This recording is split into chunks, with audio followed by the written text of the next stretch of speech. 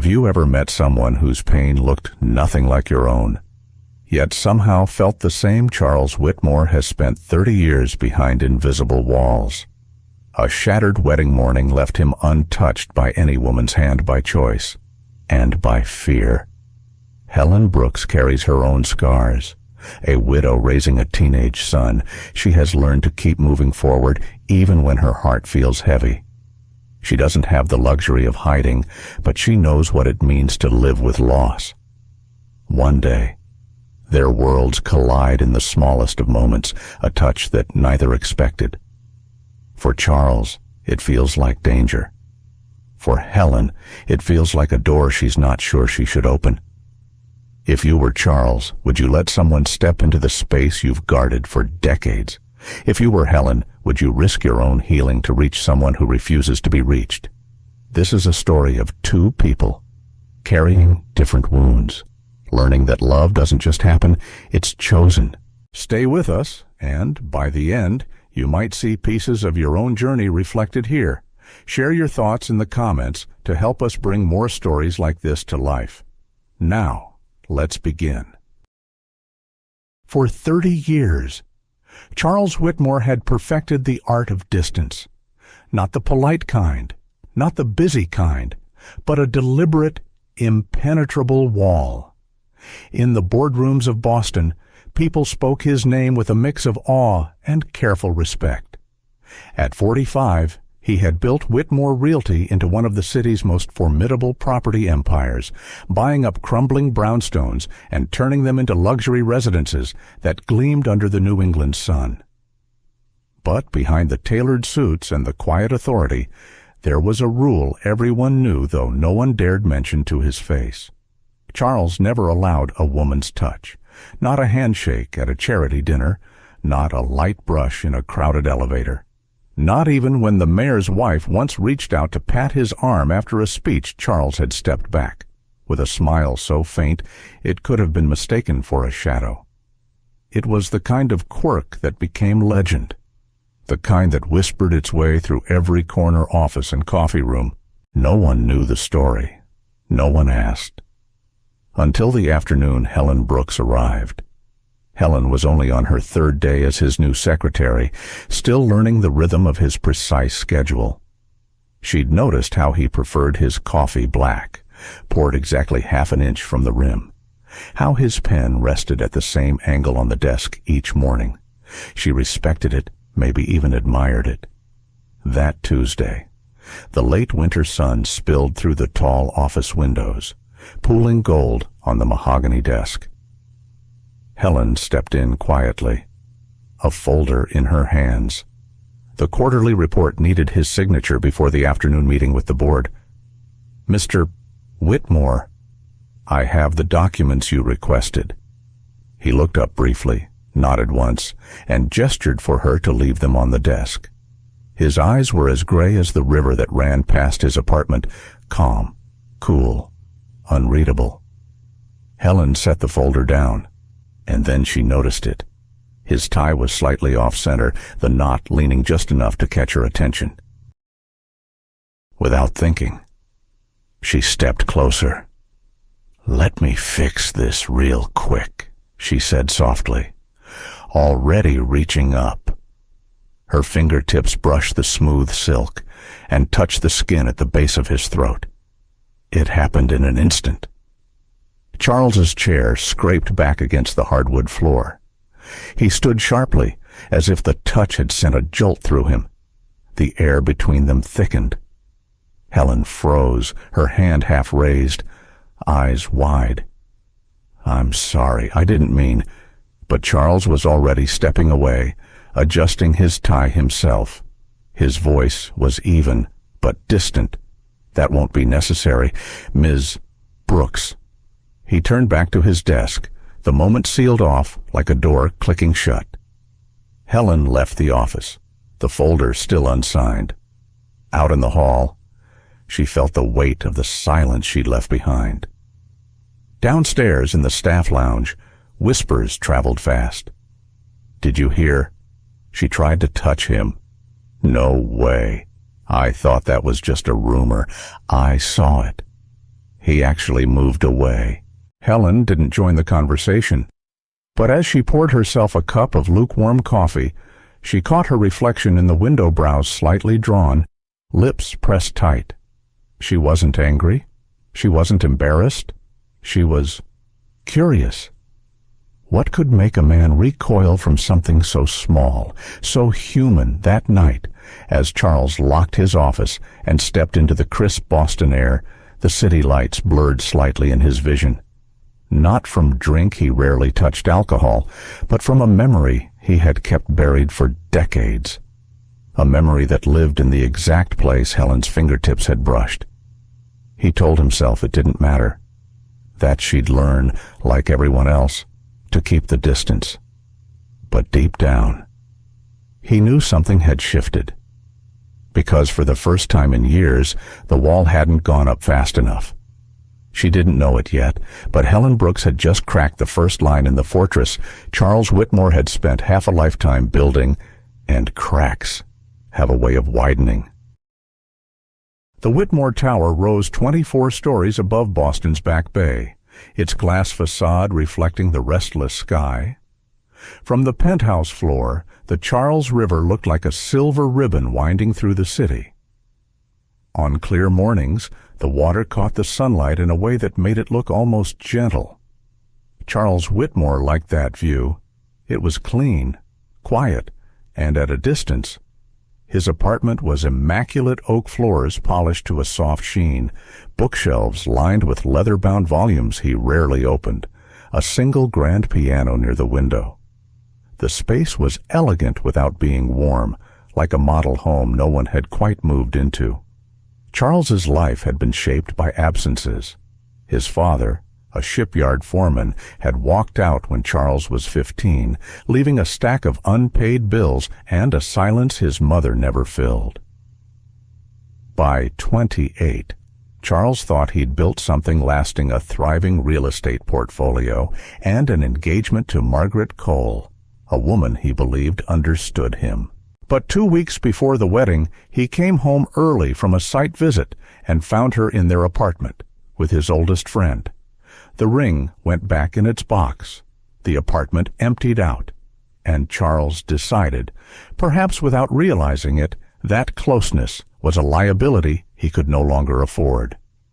Every morning, his days began the same way. Wake at 5:30, 45 minutes on the treadmill in the building's private gym, a shower timed to 7 minutes exactly. Breakfast black coffee and half a grapefruit, consumed while standing at the kitchen counter. By 7:00, he was in his charcoal gray Bentley, heading down Storrow Drive toward the office. He arrived at Whitmore Realty no earlier than 7:45, no later than 7:50. Never once had he been late. Whitmore Realty occupied the top 10 floors of a downtown high-rise. The reception area gleamed with marble and chrome, fresh-cut lilies in tall glass vases, and the faint scent of lemon polish in the air. It was a space designed to impress, not to comfort. Employees spoke in low, efficient tones. The carpets muffled footsteps. Meetings started on time, ended on time. Charles valued precision. He valued control. 2 miles away, in a modest brick apartment building near Jamaica Plain, Helen Brooks was finishing her own morning routine. Her kitchen smelled of coffee and cinnamon toast, her son Michael's favorite, before school. The 14-year-old sat at the small round table, scrolling on his phone, sneakers tapping against the chair legs. Eat, not scroll, Helen reminded him, setting a mug of coffee on the counter for herself. She liked hers with a splash of cream, and she always stopped at the same cafe on the corner for a refill before work. Helen had been a high school English teacher for over a decade. She'd loved it, the smell of chalk dust, the way students lit up when they finally understood a poem. But after her husband, Tom, died suddenly of a heart attack 3 years ago, the bills piled up faster than her modest salary could handle. She'd taken a course in office administration, sent out resumes, and when Whitmore Realty called, she accepted before they even finished the offer. The pay was nearly double her teaching job. She told herself she'd only stay a few years, long enough to get Michael through high school. The first time she saw the Whitmore offices, she was struck by how beautiful it was and how cold. The reception desk was manned by a young woman in a tailored navy dress, her smile professional but distant. The walls displayed framed photographs of Boston landmarks, buildings Charles's company had restored to a glossy perfection. During her first week, Helen noticed the rhythm of the place. No idle chatter in the hallways, no birthday cakes in the break room. People kept to their tasks, eyes on screens, shoulders squared. Every morning, she carried her coffee from the cafe down the block, the paper cup warming her hands against the February chill. She'd pass the same security guard, nod to the receptionist, and ride the elevator to the 20th floor. On her second day, Elaine Carter, the senior assistant who'd been with the company for 15 years, gave her a quiet warning. Mr. Whitmore values professionalism above all. Keep things efficient, no small talk, and just be aware he's particular about personal space. Helen had smiled politely, not sure what that meant. In her years of teaching, she'd been hugged by students, patted on the back by colleagues, linked arms with friends during fire drills. Personal space was something she respected, but she didn't live by a tape measure. That Tuesday afternoon, when she walked into his office with the quarterly report, she hadn't thought twice about stepping closer to fix his tie. She hadn't known it was a breach of an unspoken rule that every other employee seemed to understand. By the end of the day, the whispers in the staff lounge had reached her. They say he hasn't touched a woman in decades. Some kind of phobia. Maybe. No one really knows. Helen didn't join the speculation. She just sipped her coffee, eyes on the falling snow outside the window, wondering what kind of life built such a wall. She didn't know it yet, but she'd just stepped into a world where every inch of closeness was measured, and every touch carried a story. Monday mornings at Whitmore Realty were a study in precision. The building's lobby smelled faintly of lemon polish and fresh lilies, the same as it did every week. Elevators glided silently up and down, and employees arrived in a quiet stream, like pieces fitting neatly into a well-made puzzle. At 7:48 sharp, Charles Whitmore stepped into his office. His charcoal gray suit fit as perfectly as it had on Friday. His shoes were polished to a soft mirror shine.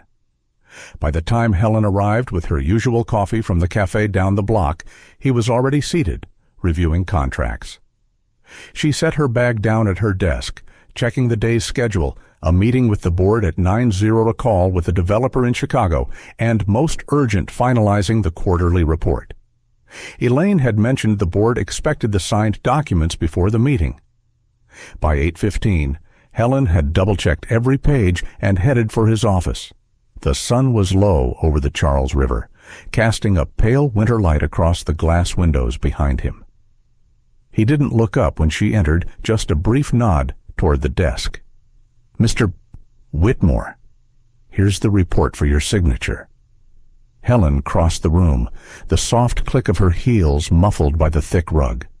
She set the folder down in front of him. That was when she saw it. His tie was slightly askew, the knot leaning off-center in a way most people wouldn't notice. Her instinct kicked in before she thought about it. Years as a teacher had left her with an eye for small details, straightening picture frames, brushing chalk off a student's shoulder, smoothing out the little things no one else bothered with. "Let me fix this real quick," she said, her voice easy, almost reflexive. She reached forward, fingertips brushing the silk knot. It happened faster than she could process. Charles's chair scraped back sharply against the floor. He rose to his feet, his eyes cool, steady gray suddenly wide. For a split second, Helen thought she'd startled him the way you startle a skittish animal. The air in the room shifted, heavy and brittle all at once. Sorry, I didn't mean." She began stepping back. "That won't be necessary, Ms."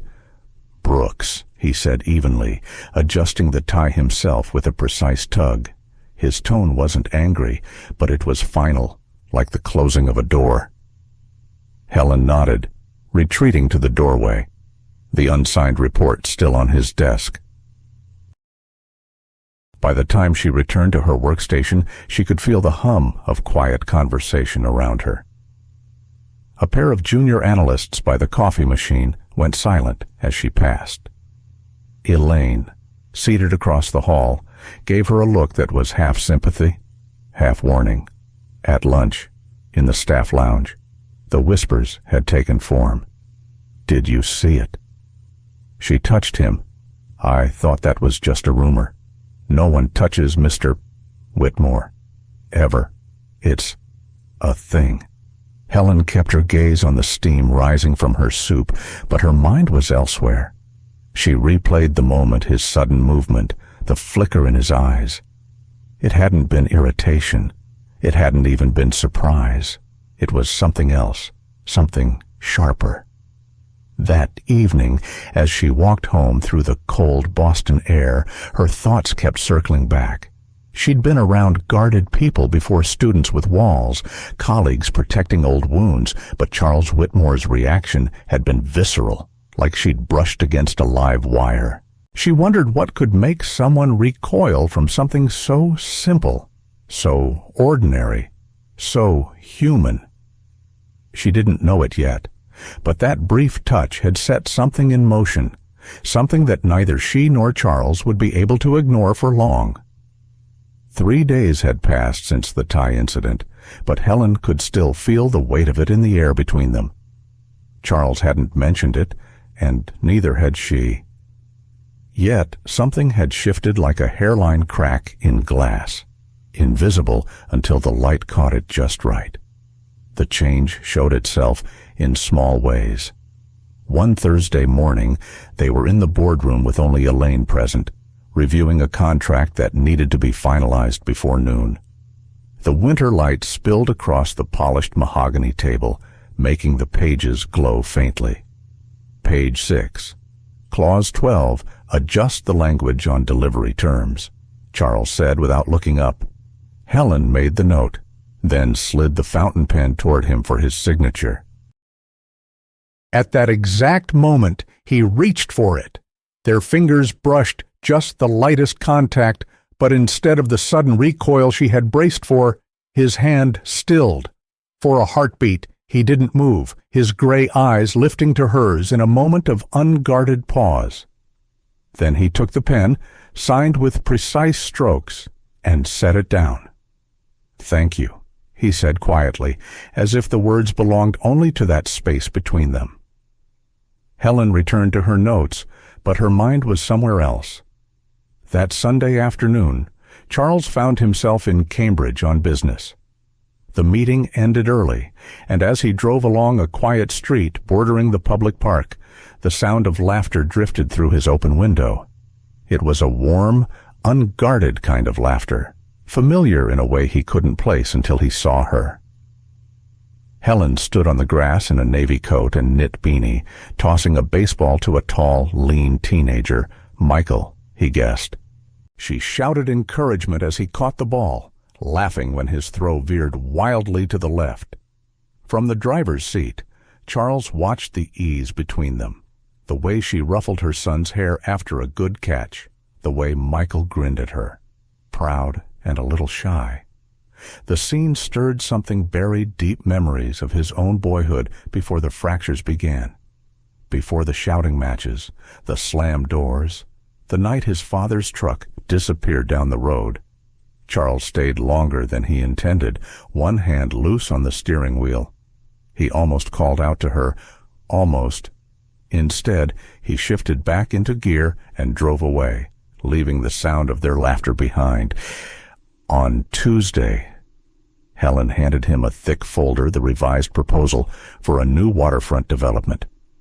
"It's ready for your review," she said, placing it neatly on his desk. Charles flipped through the crisp pages, pausing halfway at a small yellow sticky note in the margin. The handwriting was hers, tidy, slightly slanted, Perfection is not connection. He read it twice. When he looked up, Helen was still there. It's something I tell myself, she said lightly. Sometimes we're so busy making things flawless, we forget to make them human. His gaze lingered on hers longer than necessary. Noted, he replied, the word carrying more weight than he intended. In the days that followed, he found his attention pulled toward her in quiet moments, noticing the way she tilted her head when listening, the soft laugh she reserved for real amusement, the way she carried her coffee cup close on cold mornings. He told himself it was just observation. He was a man trained to notice details. It was part of his work. But when their paths crossed in the hallway, when she leaned over his desk to point out a figure in a report, when their eyes met by chance in the elevator mirror, he felt it, that faint, unsettling ripple beneath the surface. He rebuilt the walls, brick by brick, each time.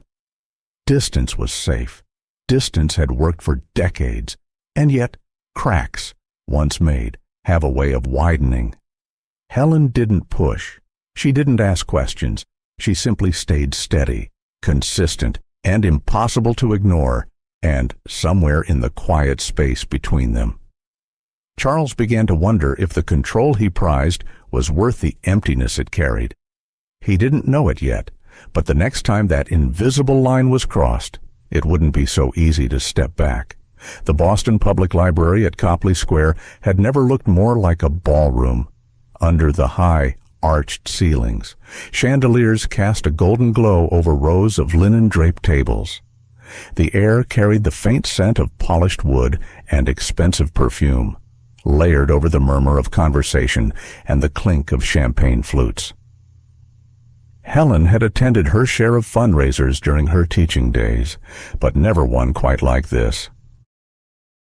Tonight was for a preservation project, the kind of high-profile event where Charles Whitmore's presence was both expected and noticed. She spotted him across the room in a midnight blue suit, speaking with the mayor. He looked as composed as ever, the light catching in the silver threads at his temples. Helen was halfway through a conversation with a museum curator when a man she didn't recognize stepped into her space. His cheeks were flushed, his bow tie loosened. She caught the scent of whiskey before he spoke. Helen, right. His words slurred slightly. Dance with me. She smiled politely. I'm flattered, but I'm not much of a dancer. He laughed, taking her hand anyway. Nonsense, just one song. Before she could pull back, his fingers tightened. A shadow fell over them. Charles stood there, his expression unreadable except for his eyes sharp, cutting, dangerous. That won't be necessary, he said, his voice low enough that only they could hear. The man let go, muttering something under his breath before disappearing into the crowd. Helen arched an eyebrow. Didn't know you were the jealous type. Charles's gaze didn't waver. I'm not. But his hand was already at her elbow, guiding her toward the French doors at the side of the hall. The winter air on the balcony was bracing, carrying the scent of snow from the common. Boston's skyline glittered beyond the bare branches. Helen turned toward him, her breath misting in the cold. Charles. What he didn't let her finish. His hands cupped her face, and then his mouth was on hers, warm, insistent, unyielding. It was not the careful, measured touch of a man who planned his every move.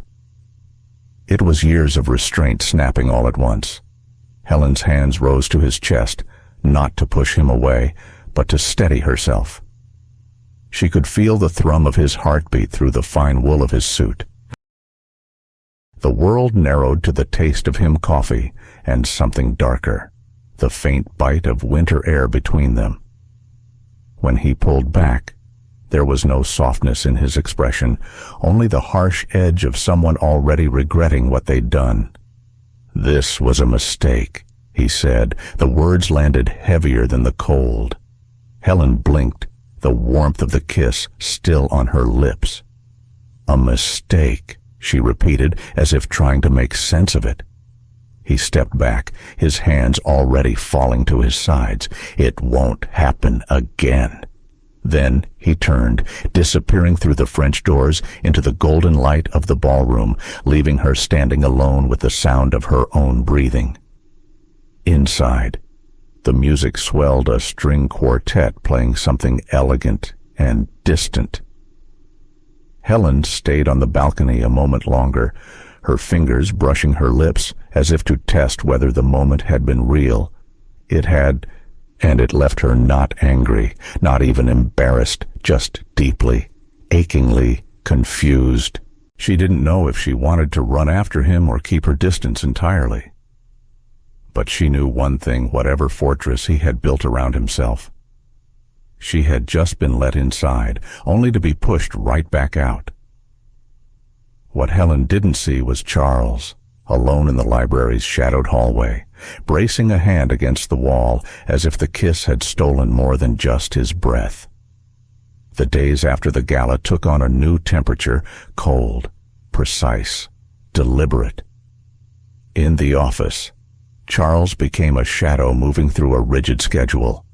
He arrived before sunrise, disappearing into his office before Helen even set her bag down. His words were trimmed to essentials, their edges sharp with formality. Schedule the 10 a.m. with Larson. Resend the waterfront figures.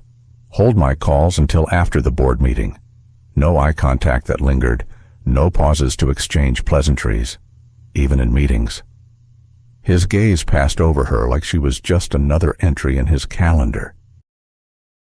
The only evidence of the balcony kiss lived in the way her pulse spiked when he entered the room, and the way he seemed to hold himself a fraction tighter in her presence. Helen responded in kind, at least outwardly. She slid files across his desk without comment, recorded minutes in neat bullet points, and left his coffee precisely at the edge of his blotter. But inside, she felt the sting of a door slammed, not in anger, but in fear. There had been something in that kiss, something she wasn't ready to name. And now, it was as if he'd locked it away in a room she couldn't reach. On Wednesday morning, she placed the signed quarterly report on his desk. The folder was immaculate, each page clipped neatly. Beneath the final report, tucked under the paperclip, was a square of cream stationery. Her handwriting precise, unhurried, read, "You can't heal if you keep running." She didn't wait to see him find it. Charles didn't notice the note until late that night. The city beyond his penthouse was a constellation of light against the dark winter sky. From the 24th floor, the Charles River shimmered faintly, its slow current catching the glow of the street lamps. He sat in the leather armchair by the window, the quarterly report open on his lap. When the small square of paper slipped free and drifted to the floor, he bent to pick it up. The words stared back at him, simple, unadorned, impossible to ignore. His mind slid backward to another note. Years ago, a different hand, hurried and looping Margaret's. It had been waiting for him on the morning of their wedding day, tucked into his briefcase between contracts and cufflinks. It was an apology, a confession, and an ending all at once. She loved someone else. She couldn't go through with it. She hoped he would understand someday. He'd read it once, then torn it into halves, then quarters, until it was nothing but confetti on the kitchen counter. That was the day he decided running was safer than standing still long enough to be hurt. Now. Helen's note rested in his palm, the paper warmed by his touch. He traced the edges with his thumb, as though pressing harder might reveal something hidden in the fibers. Running had kept his life orderly, controlled, predictable. It was the framework that made him successful. But lately, he'd begun to feel how narrow that framework had become, how the air inside it was thin. He thought of Helen in the park, laughing with her son, the way her voice softened when she spoke to him in the office, the way she'd met his gaze on the balcony without flinching, even after he'd pulled away. And he thought of the kiss, how it had felt less like a decision and more like a breach, a dam giving way under years of pressure. The memory tightened his chest, his hands curled into fists against his knees. It was dangerous, wanting that again. Dangerous to imagine what it might mean to let her pass the gates he'd built. He rose and moved to the kitchen. The marble counters gleamed under recessed lights, untouched but for a single glass, and the unopened mail by the sink. The refrigerator hummed softly. No music, no voices. The silence was so complete it seemed to echo. He poured himself a drink, the clink of ice the only sound.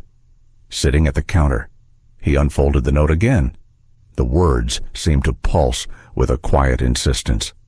You can't heal if you keep running. Part of him wanted to believe it, to believe there could be life beyond the boundaries he'd drawn. But the other part, the louder part, remembered the sting of betrayal, the hollow after someone you trusted walked away. That fear had been his compass for decades, steering him away from anything that could matter enough to break him.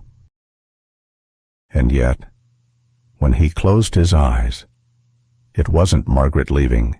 He saw it was Helen, still on that balcony, her breath visible in the cold, her eyes fixed on his as if asking him to stay. The thought unsettled him, not because it was unfamiliar, but because it wasn't. It felt like the first warm day after a long winter welcome, but too early, too risky. Still, the truth pressed in safety had cost him more than risk ever could. He set the glass down and returned to the chair by the window. The note lay on the side table, catching the faint city light. Somewhere between fear and longing, he knew a choice was coming. And this time, he wasn't sure running would save him. Outside, the river kept moving, slow but steady, past bridges and under lights, carrying the city toward morning. He wondered if he could do the same. The rain had started just after lunch, one of those steady Boston downpours that turned the sidewalks slick and sent people hunching under umbrellas. By late afternoon, the marble steps of the Whitmore Realty building glistened under the gray light, reflecting the blur of passing headlights.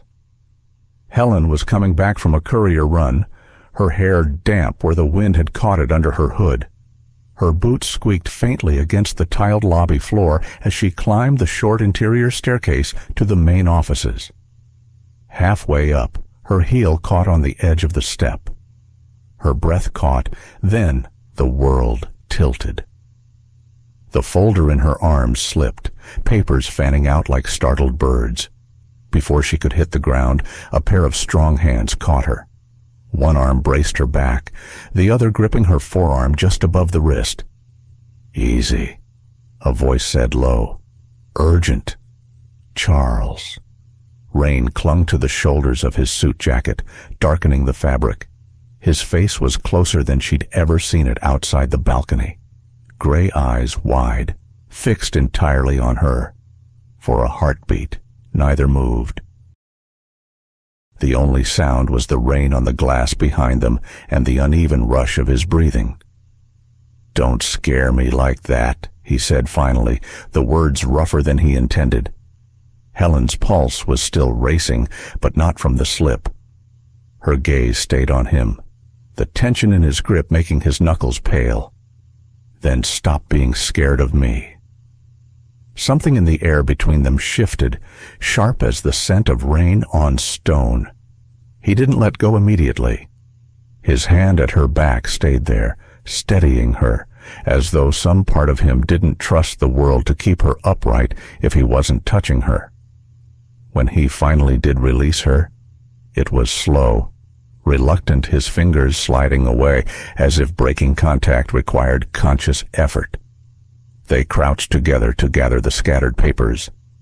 His hand brushed hers once, and he didn't flinch. Not this time.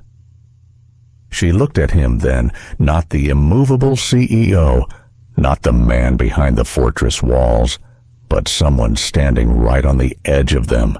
By the time they stood, the moment had already begun to fold itself into something unspoken. He handed her the last page, his fingers lingering for half a second longer than they should. "I'll walk you up," he said. Helen almost smiled.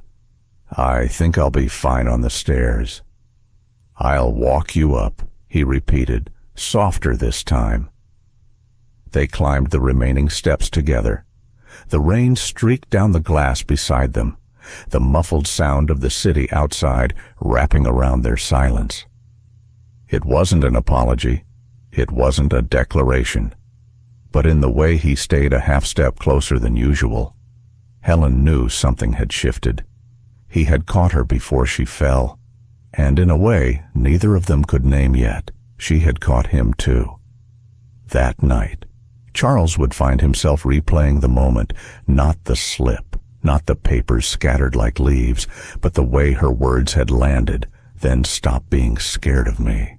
He didn't know if he could, but for the first time, he wanted to try. Beacon Street in winter had a way of softening the city. The air was crisp, the pavement slick from a light evening drizzle, and the street lamps spilled golden pools onto the sidewalks. The old brick buildings loomed with quiet dignity, their windows glowing against the night. The bistro Charles had chosen sat on a corner where two narrow streets met. Inside, the world felt warmer, soft jazz curling through the air, the low hum of conversations, candlelight trembling on every table. The scent of roasted garlic and fresh bread wrapped around Helen as she stepped inside. She spotted him almost immediately.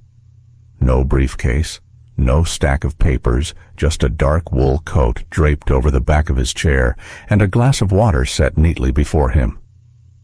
"I thought we could talk here," he said, standing as she approached. She smiled lightly, slipping into the chair he held out. "About work." A shadow of amusement crossed his face. "Not exactly." They ordered, without much discussion, seafood risotto for her, grilled salmon for him, a shared bottle of red wine that neither seemed in a rush to open. For the first 15 minutes, their conversation floated along safe currents. The stubborn winter weather, the Red Sox's off-season trades, a half-joking debate over the best coffee in Boston. But gradually, the pauses between their words grew longer. Charles shifted in his chair, his eyes on the flickering candle between them as if weighing whether to speak. Finally, he drew in a breath. "There's something I should explain." Helen set down her fork. "All right. Years ago," he began slowly, "I was engaged. We'd known each other since college. Margaret." He said her name like it was a stone in his mouth. "We were happy, or I thought we were." He paused, his gaze fixed somewhere beyond her shoulder. "The morning of the wedding, I found a note in my briefcase. She was in love with someone else. She'd left. No warning. No chance to ask her why. Just gone." The clink of silverware from another table seemed far away. That morning, I decided I'd never give anyone the chance to do that to me again. Physical distance made it easier, cleaner. You can't be hurt if you never let anyone close enough to touch you. When he looked at her, there was a flicker of something almost like defiance, as if daring her to challenge the logic he'd lived by for 30 years. Helen's voice was gentle. "You've been keeping the world at arm's length ever since." His mouth twitched, not quite a smile. "Closer to 2 arms' lengths." She let the moment breathe before speaking. "When my husband died, Michael was 8. I didn't have the luxury of distance. I had to keep going school runs, grocery lists, bills. I thought if I just kept moving, Maybe the grief wouldn't catch me. Her gaze softened, but her voice stayed steady. It still did, but it also taught me something. You can't live fully if you're always bracing for the next blow. His eyes searched hers. That's what your note meant. She nodded. I wasn't just talking about you. The server came with their entrees, breaking the spell for a moment. They ate, though neither seemed particularly focused on the food. Their conversation wandered his mother's old blueberry pie recipe, the time she'd tried to make homemade pasta with Michael, and ended up with flour covering half the kitchen, the quiet pleasure of walking along the river after a snowfall. With each small detail, the space between them seemed to shrink, not physically, but in the way they looked at each other, the way their words lingered. When dessert arrived, a single slice of chocolate torte, they decided to share. Charles surprised her by asking, "What's something you've never told anyone?" She tilted her head. "You first." He hesitated, then said, "I kept the note." Helen blinked. "Margaret's?" He nodded. "For years." Not because I wanted to, because I couldn't stop myself from reading it again and again, like it might make sense the 10th time if it didn't the first 9. And did it? No. His voice was flat, but his eyes held something raw. It never did. She thought for a moment before answering his question. When Michael was born, I was terrified. Not because I didn't want him, because I didn't think I'd be enough. And when my husband died, that fear came roaring back. But somehow, love makes you more than you think you can be. He looked at her as if committing the words to memory. By the time they stepped out into the cold, the rain had stopped. The city glistened under the lamplight, the air sharp with the promise of snow. They walked side by side along the quiet street, their breath clouding in the air. At her apartment door, she turned to him. "Thank you for dinner." He met her gaze. "Thank you for listening." For a moment, they simply stood there. No kiss, no touch, just an unbroken line of eye contact, charged not with tension, but with understanding. Then he stepped back, and she slipped inside, the click of the latch sounding softer than the silence that followed. On the walk back to his car, Charles realized something unsettling. He hadn't thought of the balcony kiss once all evening. He'd been too busy listening to her laugh and wondering when he might hear it again. The next morning, the Whitmore Realty lobby was its usual picture of order marble floors gleaming under the winter light, the low hum of phones and quiet conversations filling the air.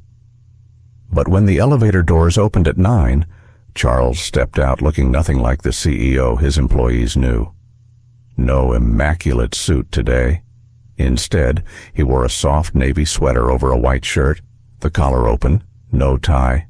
His hair was slightly tousled, as if he'd run a hand through it more than once on the drive in. Conversations faltered, heads turned. Helen was at her desk, sorting through a stack of contracts, when she looked up and froze. He was walking straight toward her, not briskly, not with his usual precision, but with the steady focus of a man who'd already decided what he was about to do. When he reached the center of the lobby, he stopped and turned, so everyone could hear. "I've spent most of my life afraid," he began. His voice was calm, but it carried through the room. Afraid of being hurt, afraid of letting anyone close enough to do it. A murmur rippled through the employees gathered near the reception desk. Helen sat very still, her eyes locked on him. "I thought distance was strength," he continued. "I thought control was safety. But the truth is, I've been hiding, and yesterday I realized I don't want to hide anymore." He reached into his pocket and pulled out a small velvet box. Opening it, He revealed a ringgold, simple, but with a new diamond that caught the light like a spark. "This was my engagement ring," he said, his voice quieter now, though no one missed a word. "I had the stone replaced, because I don't want it to be a reminder of who left. I want it to be a promise to the person who stayed." His gaze found Helen's, steady and unwavering. "Helen Brooks," he said, taking a breath that seemed to steady him as much as it did her. "Will you give me a second chance at life for a moment?" The room held its breath. Helen stood slowly, her hands trembling just enough that she pressed them together to hide it. The lobby, the onlookers, the noise, all of it faded under the weight of the way he was looking at her. She crossed the few steps between them. "Yes," she said simply, her voice clear. The applause started at the edges of the crowd and swelled quickly until the entire lobby seemed to echo with it.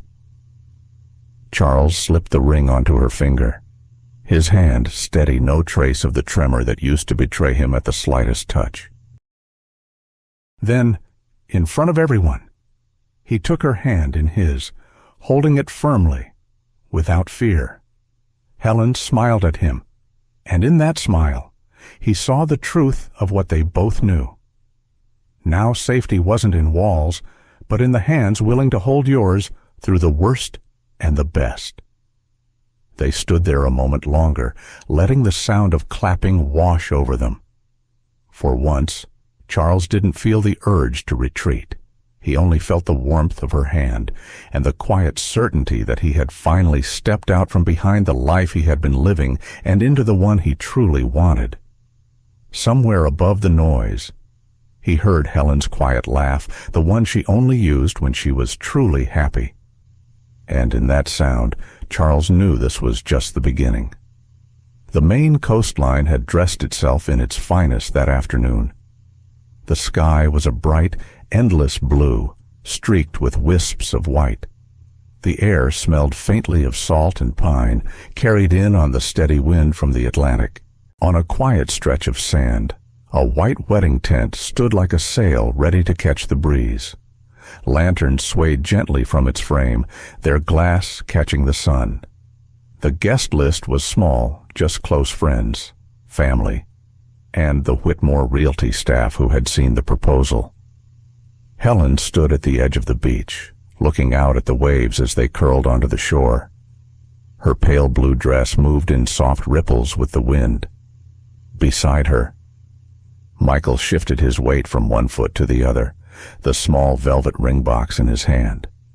"You nervous?" he asked. She smiled, smoothing his tie, only in the best way.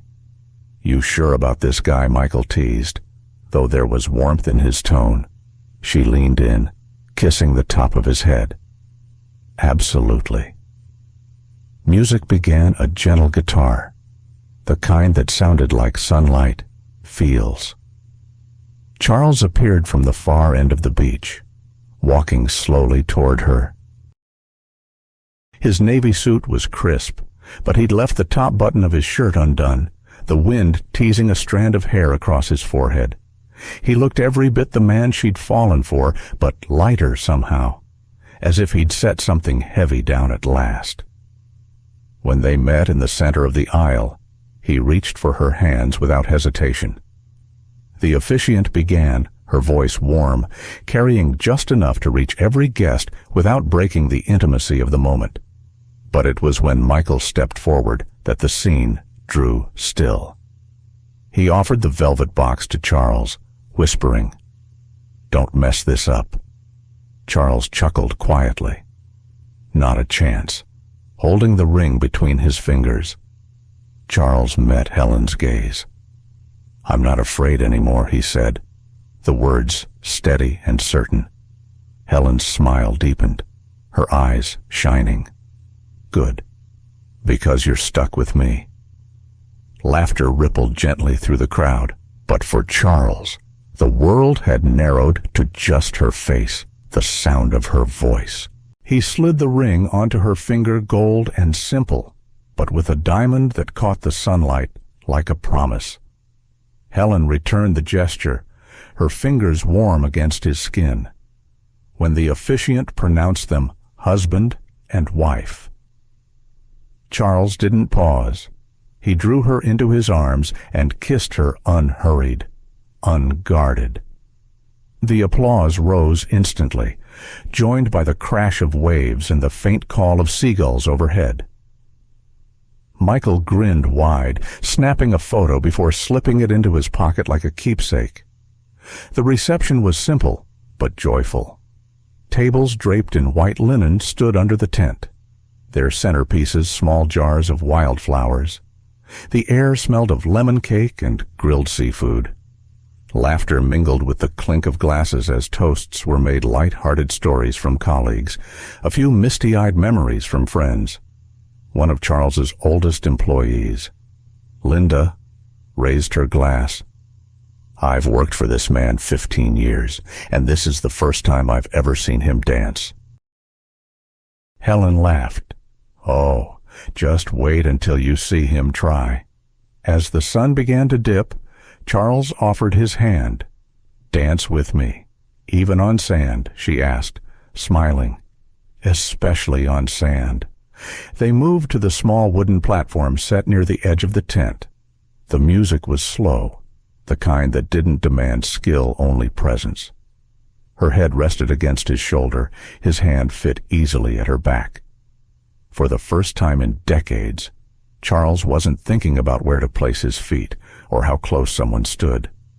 He was only aware of the warmth of her body, the scent of the ocean, and the way her breathing matched his.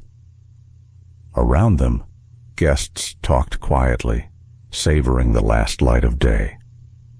Michael leaned against one of the tent poles, watching with the kind of smile that comes from knowing someone you love is truly happy.